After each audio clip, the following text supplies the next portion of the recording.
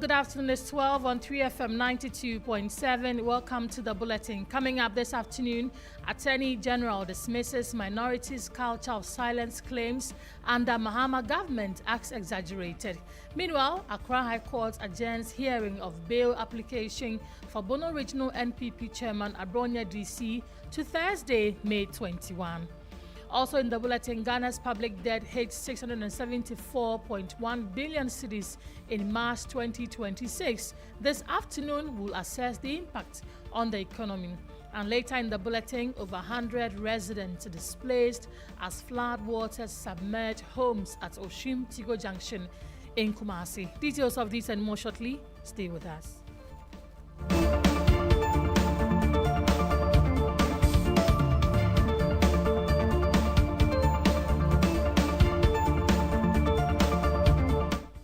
Many thanks for joining us. Let's begin the bulletin here. This is 3FM 92.7.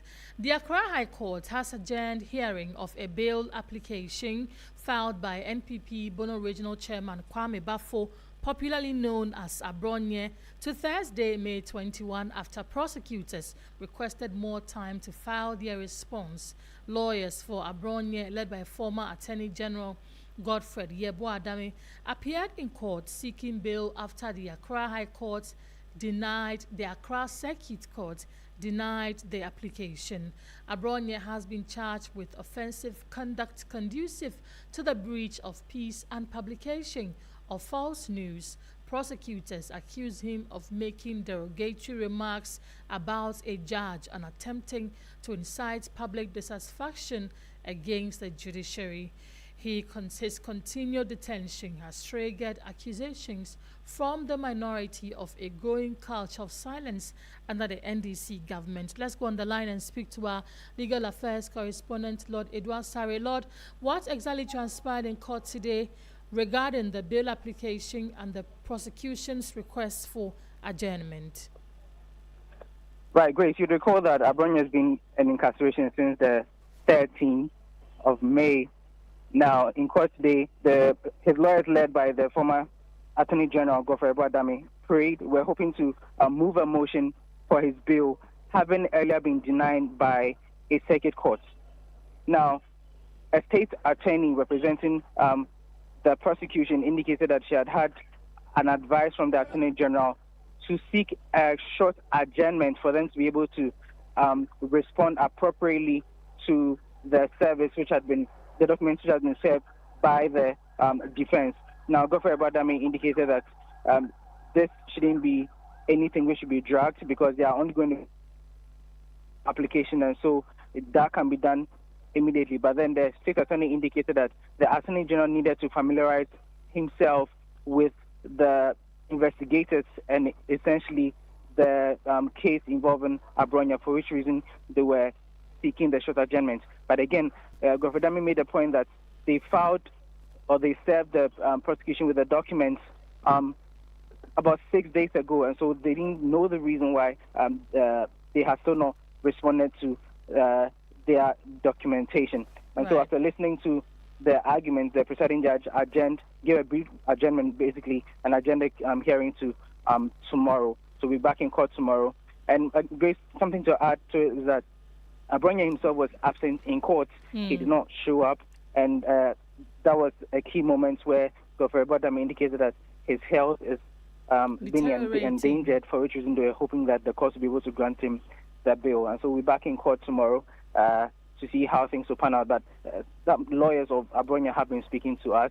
We had the General Secretary of the NPP speaking about the issue, as well as the former Deputy General Secretary Nana Obribuahin. We can listen to them now. Right, we have Justin Frimpong here. As you are aware, our party, led by the Council for our chairman Abronye, Kuchoko, filed for bail application, which the Attorney General was duly served, and today was fixed for the hearing of the bail application. Indeed, we knew and we were told that per the electronic allocation, the case was to be heard at the criminal court 2. So this morning, we we went to the criminal court too. After some few minutes, our lawyer, Kojo Pankoma, told us that, surprisingly, the case has been moved from where officially it was allocated to a different court. It was an error. How can electronic allocation of a case be an error? And in correcting it, the registrar manually decided to move it to a different court. But however, guided by the principle of due process, our lawyer and the team moved to the new court, which is the General Jurisdiction Court 2, Court 3. And our application was moved. But however, the Attorney General's office opposed to the application. In fact, they rather said that they wanted the case to be adjourned so that they can study the procedure to be in the position to advise, which our counsel objected to it. That since they have been served 6 clear days, definitely they must have read the proceedings and be in the position to respond. Her ladyship decided to take a short break to reverse. So that was Justin Frimpong Kodia, General Secretary of the New Patriotic Party and also one of the lawyers for Abronye DCE.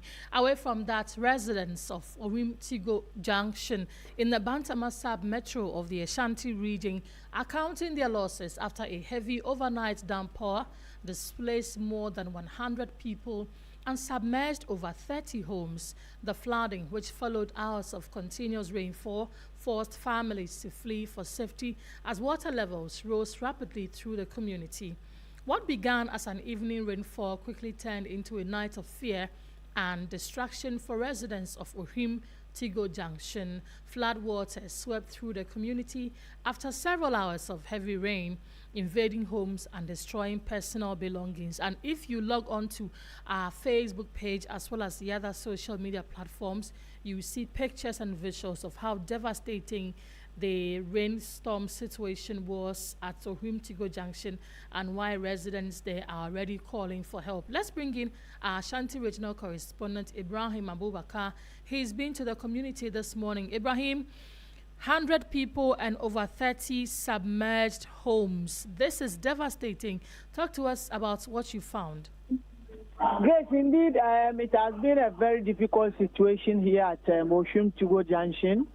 And residents say the rain started around 5 p.m. But then the flooding became severe later in the night when water levels suddenly rose and entered their home.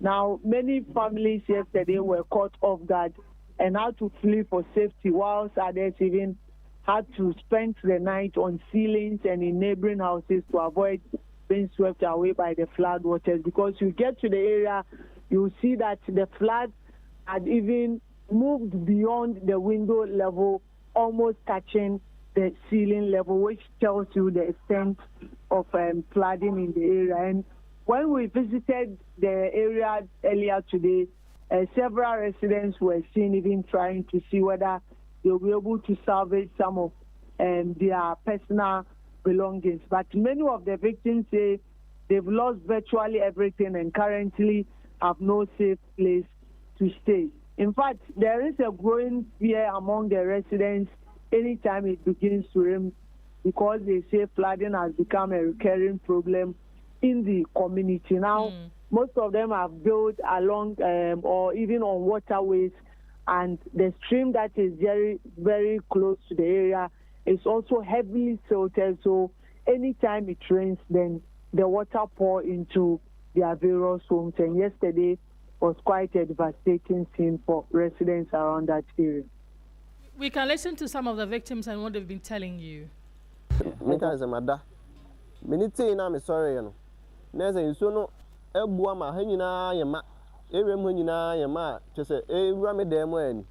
was washing, so I went to go and get underwater so I can rinse it.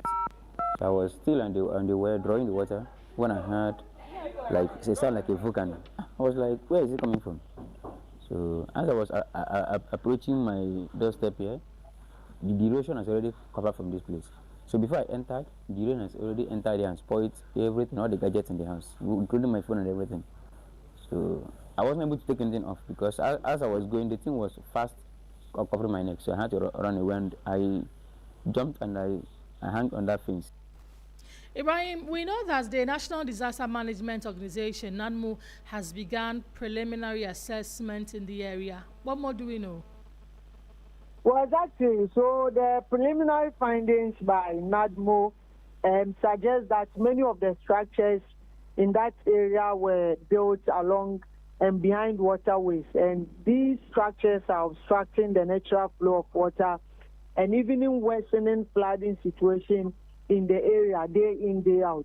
So the Bantama Sub-Metro Director who visited there says they are just trying to see what they can do to help these residents. However, they are also advising residents living in flood-prone areas to remain alert during heavy rains and should quickly move to safer locations, especially when water levels begin to rise. Because with the onset of the rain, they said the meteorological service have informed them that the heavy rains are yet to come. And for that matter, people who are living around these areas should move to safe areas and ensure that the flood waters does not sweep them away. However, they say they will also try to see whether they will be able to get something to compensate some of these residents and ensure that the life is restored back to normalcy for them. Right, let's listen to the NADMO Ashanti Regional Officer. People are not supposed to board here. So we don't know whether they got permits, how they came to stay. I don't know. So I will recommend, my assessment is that we shouldn't allow people to build around nature reserve. We are entering the rain season, so it's not safe for them to stay here. So we recommend that they find a place to stay. So that was the NADMO Ashanti Regional Head. Earlier we spoke to Ashanti Regional Correspondent Ibrahim Abubakar. Let's come back to the Greater Accra region, specifically the Attorney General's Office, and the AG and Minister for Justice, Dr. Dominic Ayene, says he will treat with contempt threats by the opposition New Patriotic Party to make the country ungovernable over alleged intimidation of its members, insisting that the party is exaggerating concerns surrounding free speech and political tolerance. His remarks come a day after the NPP minority petitioned the diplomatic community, calling on the international community to reaffirm the importance of freedom of expression, judicial independence, and political tolerance in Ghana's democratic dispensation. Responding to the concerns, Dr. Ayene maintained that while freedom of speech is guaranteed under Ghana's democratic framework, it comes with limitations and responsibilities. Let's listen to him. I think that the minority is exaggerating a lot with respect to the question of gagging of free speech. All right, there are limits. If you look at the Constitution, Chapter 5 of the Constitution deals with the fundamental human rights and freedoms. Look at Article 21, which guarantees the fundamental, a right to free speech, to the right to demonstrate, okay, and then the general freedoms of Ghanaians. But there are limits, all right? You can limit free speech if, for instance, it is something that, one that can undermine public order, all right? Our public morals, okay, and for instance, for law enforcement reasons. So, if someone, for instance, is inciting hatred in our society, okay, we do not expect that the minority will say that we should sit down idle as a government and allow that person to, to go on. You had the Attorney General and Minister for Justice. The AG said more on related matters. Christian Yale is our correspondent who had this engagement with him. Christian, who is the AG citing for contempt? Yes, Grace. We know that yesterday the NPP's youth organizer, Salam Mustafa, had made those remarks that if they are pushed further, they would not hesitate from weaponizing all the youth of the NPP to fight against what government is doing, which they see as gagging consent or dissent, rather. And also, from all the indicators we've had, you realize that from one press conference to another engagement, we see the minority leader raise concerns, and even on his social media walls, descended heavily on the judge presiding over the Abronye case, for instance, that the judge is not being fair and not following procedural law, as it were. And so the AG responds to that and makes the case that for those threats that they would weaponize themselves or arm themselves and make the country ungovernable, he would treat that with all the contempt that it deserves. We can listen to him say that. Well, one thing they say is that you are attempting to reintroduce the criminal libel law, and that if this continues, they would arm themselves and make the country ungovernable. Well, As for the threat of arming themselves and making the country ungovernable, I think I will, treat it with the contempt it deserves. Okay, but as far as this government is concerned, I want to reiterate that we will respect the rights and freedoms of every Ghanaian. Right, Christian, we know a question was asked about Oral. Where are we with that corruption fight? He says it is ongoing and it will succeed, unlike claims by the minority that government is deliberately diverting attention from the oral and rather persecuting members of the opposition. He says that NPP rather is afraid for the acts of corruption in the past because all the cases in court are rather putting pressure on them. We can again listen to the AG. When, statements like that are being made, that we are doing this because oral is failing. Oral is not failing. All right? Go back and check the records.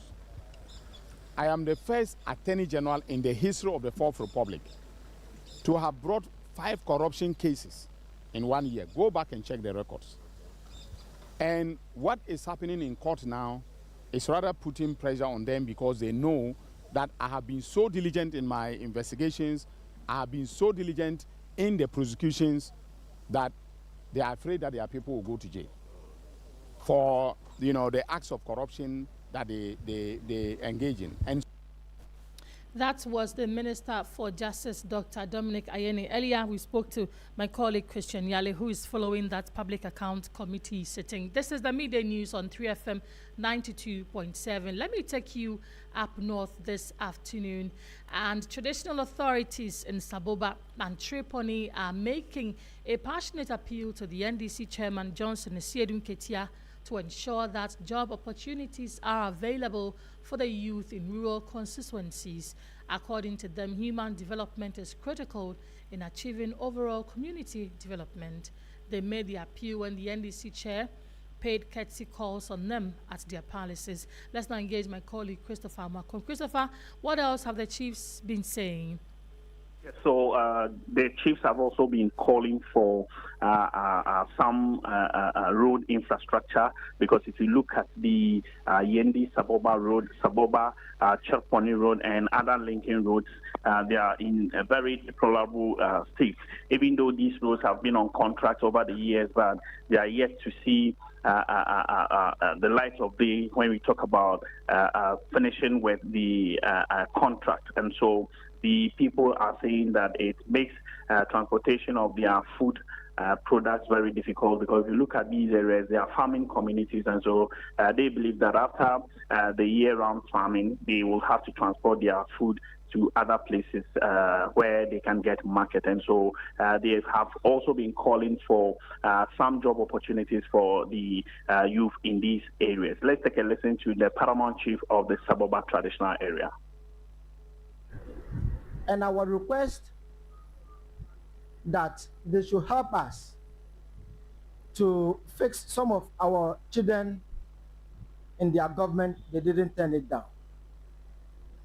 We are very grateful to them for the appointment of the transport minister, Honorable Joseph Bukari Nupe,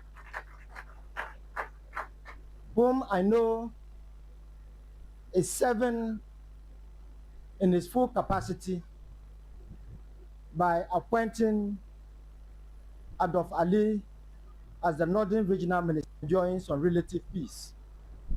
And we are also seeing a lot of developmental projects going on.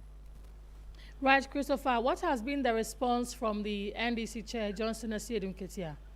Yes, so the NDC chairman has indicated to the traditional authorities and other party supporters that the NDC government is not leaving anyone behind. The NDC government believes that the people who gave them the mandate should see the needed development, whether human or capital. And so at the appropriate time, those who are yet to benefit from the good governance of the NDC will get it, and that they cannot employ everyone at the same time, but it's gradual. And so the chiefs and people should exercise some level of patience as they work towards making lives better for every Ghanaian. Let's take a listen to the NDC chairman.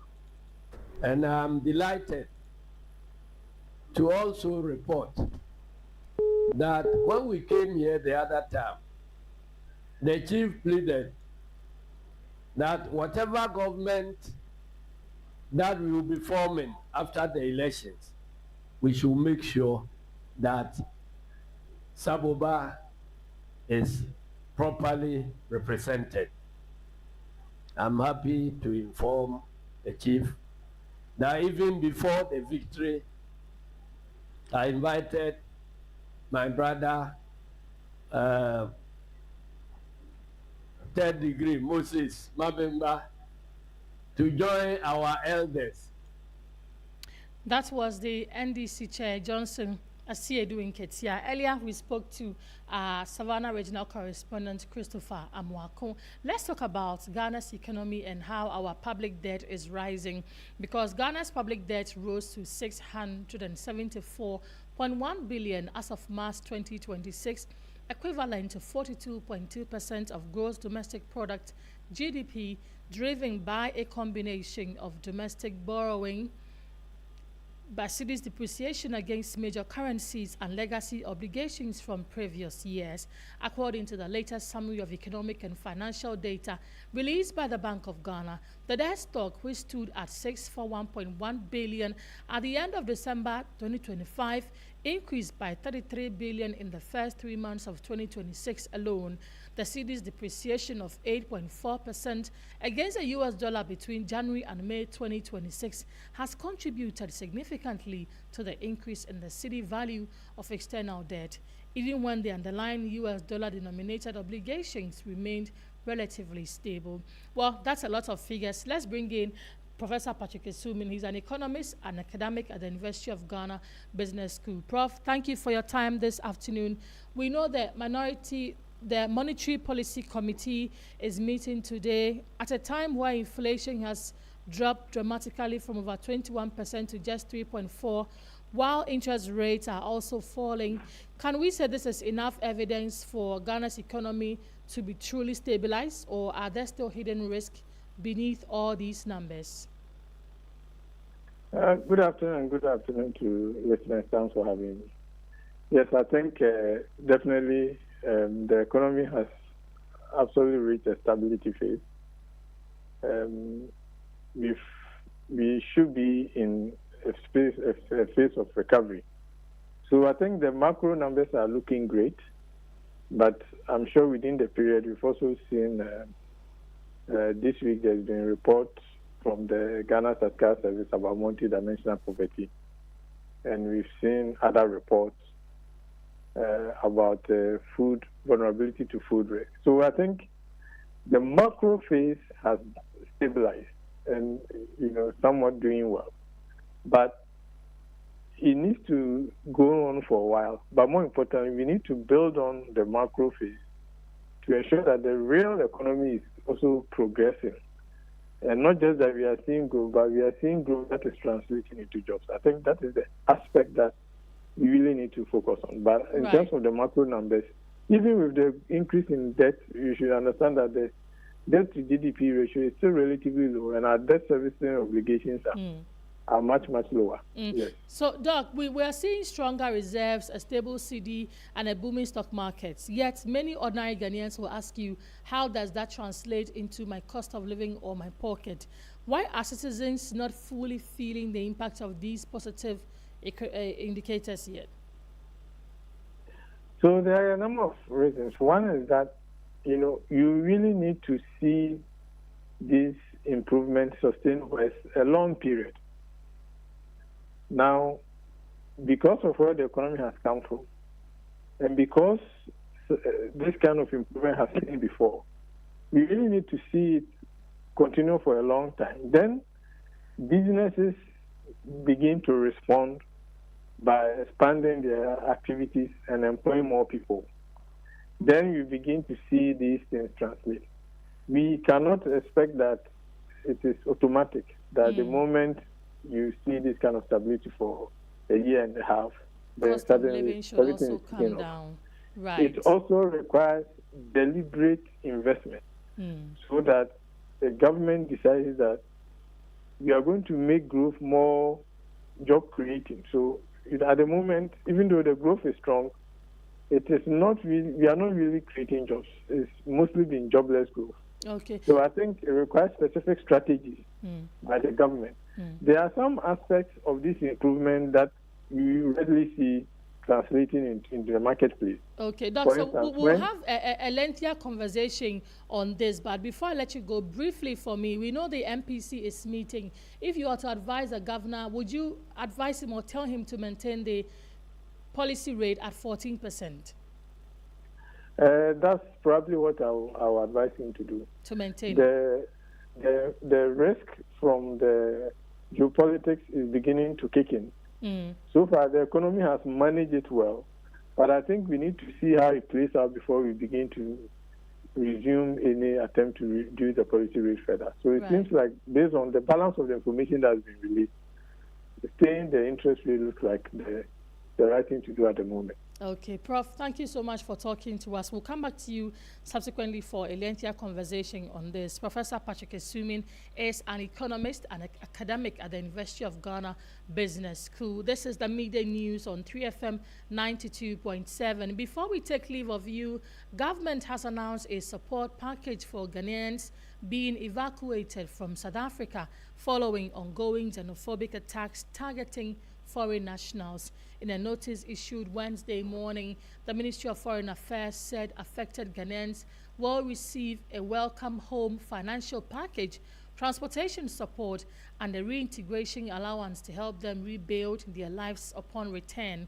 The ministry also says free psychosocial support services will be provided for evacuees dealing with trauma from the attacks.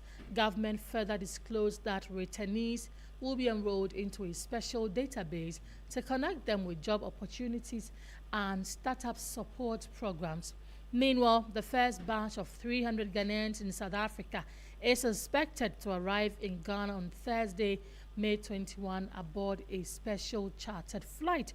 And so if you have a relative there, you're sure you're going to meet them tomorrow. But that is it for the Midday News on 3FM 92.7. It came to you live from our studios here at Adesawe Kanda, Accra. My name is Grace Hamwa Ajiman. Log on to 3news.com and get some more stories. Good afternoon.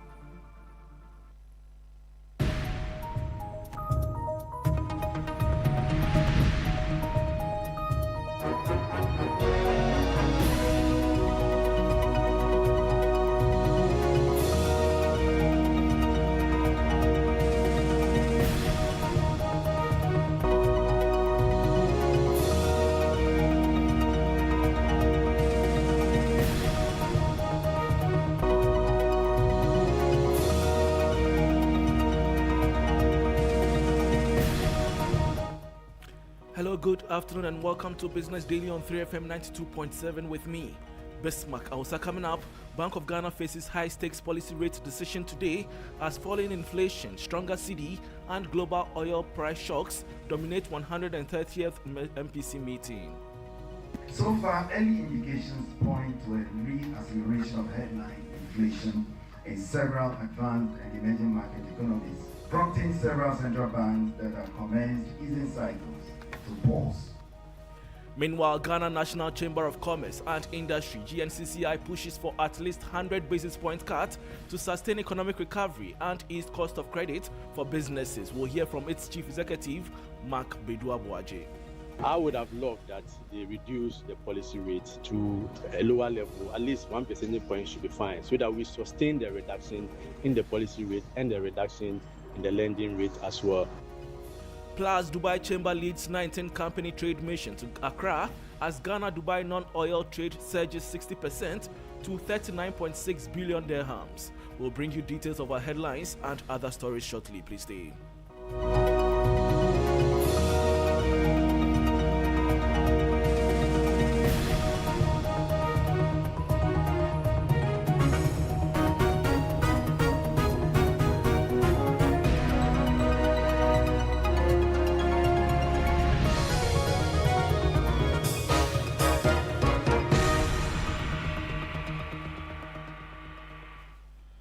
Thanks for your company. Now to the details. The Bank of Ghana is expected to unveil its latest policy rate decision later today as members of the Monetary Policy Committee conclude deliberations on whether easing inflation and improved foreign exchange stability are enough to justify another rate cut. This is despite mounting global oil price shocks and geopolitical uncertainties. There is more in the following 3 Business News Desk report. The monetary policy decision comes at a time when Ghana's macroeconomic indicators continue to show signs of improvement, with inflation falling sharply in recent months, the cedi remaining relatively stable, and the country recording strong reserve growth and an improved current account position. The current policy rate stands at 14%, while inflation is hovering around 3.4%, raising expectations among some analysts for a possible further cut to support private sector credit and economic growth. However, the central bank is also facing renewed risks from rising global energy prices and escalating tensions in the Middle East, which Governor Dr. Johnson Esiama says could put pressure on inflation and Ghana's foreign exchange reserves. So far, early indications point to a re-acceleration of headline inflation in several advanced and emerging market economies, prompting several central banks that had commenced easing cycles to pause or even to reverse course. So for a commodity exporting, energy importing economy such as ours, Ghana, the transmission channels of this external shock are multiple and material. The Monetary Policy Committee is expected to balance these competing risks as it announces its latest rate decision later today, a move closely watched by investors, businesses, and the financial markets. And that was a 3 Business News Desk report on the Bank of Ghana facing high-stakes policy rate decision today after concluding its 130th MPC meeting. Meanwhile, the Ghana National Chamber of Commerce and Industry says it expects at least a 100 basis point cut in the policy rate. The chamber says despite the impact of global developments on Ghana's economy, a reduction in the policy rate is critical to sustaining the gains made in the economy. Speaking on the sidelines of the launch of the chamber's 6th Chamber Business Awards, Chief Executive of the Chamber, Mark Bedua-Boaje, expressed optimism that the committee would deliver a favorable outcome. As businesses, we have been complaining about high lending costs. So our focus has been a reduction in policy rates, looking at what is happening in the economy with inflation coming down. But looking at the moment, I mean, there are a lot of risks that are around. We've seen an inflation also going up. We've seen the war, the Iran and the American war pushing oil prices up and also affecting export prices. So the risk is very obvious. I would have loved that they reduce the policy rate to a lower level. At least 1 percentage point should be fine, so that we sustain the reduction in the policy rate and the reduction in the lending rate as well. But I think we have very competent committee members. They will look at what is happening. They will assess the economy, look at all the variables, and I'm sure that they will come out with a policy rate that will be sustainable for businesses. But amid all of this, and that was Chief Executive of the Ghana National Chamber of Commerce and Industry, GNCCI's Mark Beju Abuaje.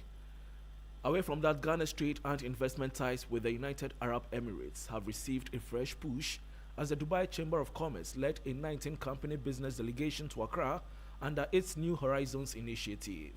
This is aimed at expanding Dubai-based firms into high-growth markets. There is more in the following report. The delegation brought together companies operating across automotive, construction, engineering, food and beverages, pharmaceuticals, mining, textiles and logistics. As part of the visit, bilateral business meetings were held with Ghanaian firms alongside the Dubai-Ghana Business Connect Forum, co-organized with the Ghana National Chamber of Commerce and Industry and the Ghana Investment Promotion Center. Officials say the engagement reflects growing economic ties between the two markets, with non-oil trade reaching 39.6 billion dirhams in 2025, representing a 60.1% increase year-on-year. The chamber also notes that over 200 Ghanaian companies are now active members, highlighting rising private sector integration. The mission is expected to pave the way for deeper commercial partnerships between Ghana and Dubai, particularly in manufacturing, infrastructure, logistics and investment facilitation, as both sides position themselves for stronger cross-border trade growth. This is still Business Daily on 3FM 92.7 with me, Bismarck. Also, before we go, experts say Ghana must urgently embed procurement at the center of national planning as global shocks and geopolitical tensions continue to expose supply chain vulnerabilities. Procurement and supply chains face mounting pressure from economic uncertainty, environmental risks, and market disruptions. There is more in the following report. The call was made at the Great Conversation, organized by the Chartered Institute of Procurement and Supply, CIPS, bringing together industry leaders and policymakers to chart a path for more resilient and transparent procurement systems in Ghana. Global CEO of the Institute, Ben Farrell, says procurement reform is critical to strengthening governance and attracting investment, adding that his outfit will be engaging Finance Minister Dr. Kasiel Atuforsen on ways to deepen reforms and improve supply chain efficiency. I think there's a massive opportunity here to drive procurement best practice and economic growth as well. So I will be talking, I think this afternoon, to the Finance Minister about what we're doing elsewhere in the world to really drive opportunities to think about inwards investment, economic growth, as well as rooting out corruption in any procurement process. General Manager of the West African branch of CIPS, Stella Adu, says procurement in Ghana must be integrated into national planning. Procurement should be at the forefront. Procurement should, move around with everybody, all the stakeholders, to plan so that we are able to give value to where it is necessary, especially because procurement are custodians of the budgets, the government budgets, and we are the people who spend. The discussions come as Ghana intensifies efforts to reform public procurement systems to improve transparency, efficiency, and economic resilience amid ongoing global uncertainty.